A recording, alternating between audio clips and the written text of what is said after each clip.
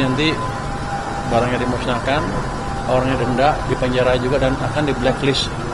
Yang terlibat itu saya akan larang impor seumur hidup, impor segala macam. Saya harapkan mereka mulai hentikan itu, karena ke depan kita akan tindak. Sekarang pun di lapangan kita periksa terus dari waktu ke waktu.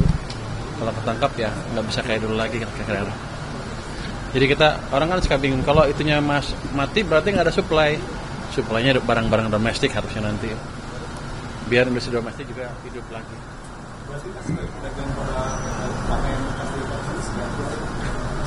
Ya nanti dia beli pakaian dari produsen dalam negeri lah.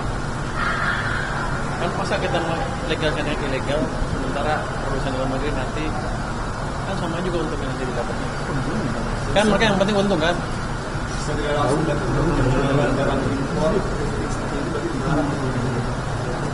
Kalau ilegal emang dilarang kan? Kamera Pak. Atau siapa yang melegalkan? Kalau saya pikir sih ilegal harusnya dilarang, kecuali dia bisa legal dengan melalui jalur tertentu. Tapi kalau selama ini kan yang disebut balapres itu kan, itu akan dilarang. Dan saya pernah bilang kan, tanya ke orang bea cukai apa hukumannya hanya ditaruh di mereka, barangnya dimusnahkan terus orangnya dipenjara. Saya bilang saya rugi, cuma udah ngeluarin uang buat misahin barang, masih makan orang lagi. Jadi nanti barangnya dimusnahkan, orangnya denda, dipenjara juga, dan akan di blacklist. Yang terlibat itu saya akan larang impor seumur hidup. Aturannya kapan keluar? Sebentar lagi. Jadi udah ada pembicaraan sama Oh? Kenapa Menteri Perdagangan?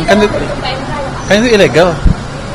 Kenapa mesti bicara dengan Menteri Perdagangan? Emang ada peraturan Menteri Perdagangan yang melegalkan itu? maksudnya kan Kerjasamanya koordinasi koordinasinya memberantasnya gitu.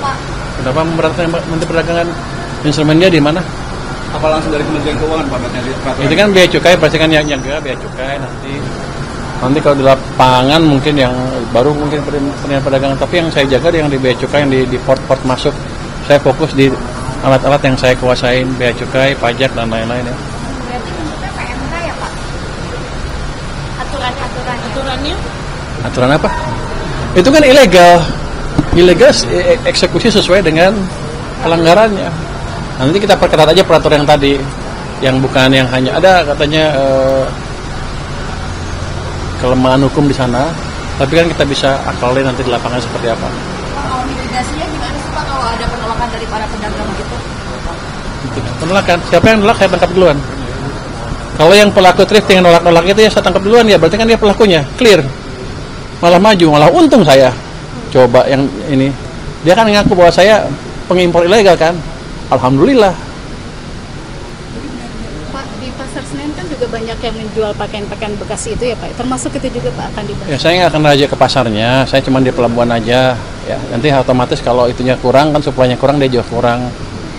Tapi nanti akan saya lihat seperti apa. Harusnya sih pelan-pelan kan suplainya habis kan. Kalau suplainya dicekik kan pasti akan beralih ke barang-barang dalam negeri. Saya harapkan mereka belanjanya dari produk-produk dalam negeri nantinya, UMKM kita lah. Ini kan ada tanggapan Pak dari Pak Nasan Asmi bahwa ya gaya komunikasi Bapak lagi-lagi dikritik begitu. Apa? Katanya bisa melemahkan pemerintahan Pak. Nah itu gimana? Mana indeks mana tadi? Gambar saya tunjukin ya. Saya gambar. Itu saya selalu pakai survei ke masyarakat. Apakah saya mengurangi kepercayaan masyarakat pemerintah apa tidak? Kalau dari angka kita yang terakhir, ini baru keluar angka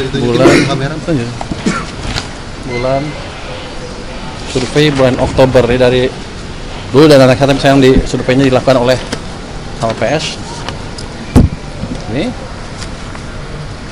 Ini indeks kepercayaan masyarakat ke pemerintah. Kalau jatuh seperti ini keadaan buruk. Kalau sana bagus. Ini kemarin waktu bulan Agustus September itu turun terus, Juli, Agustus, September turun terus ke titik terendah sini. Inilah terjadi banyaknya demo. Tapi kita lakukan kebijakan yang mungkin untuk bagian kalangan agak drastis, agak ceplas-ceplos. Tapi ini berhasil mengembalikan sentimen masyarakat ke pemerintah. Justru ini levelnya sekarang udah level sama dengan ini. Jadi sudah stabil lagi. Jadi stabilitas pemerintahan amat baik di mata masyarakat. kecuali di mata orang itu ya. Kenapa? Karena daya belinya juga ini daya beli itu yang ini kepentingan konsumen ya turun karena ekonomi buruk. Ketika ekonomi bagus ini ke sana naik lagi. Ini sama ini ada korelasinya. Ketika ekonomi buruk mereka nggak suka pemerintah, makanya banyak demo besar-besaran.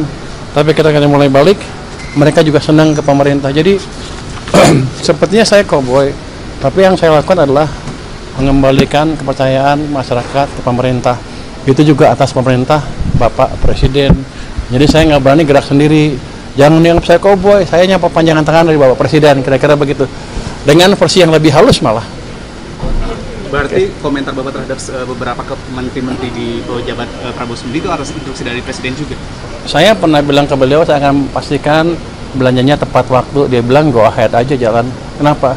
Karena kita perlu ekonomi yang lebih cepat di triwulan keempat tahun ini. Udah mulai kelihatan kan?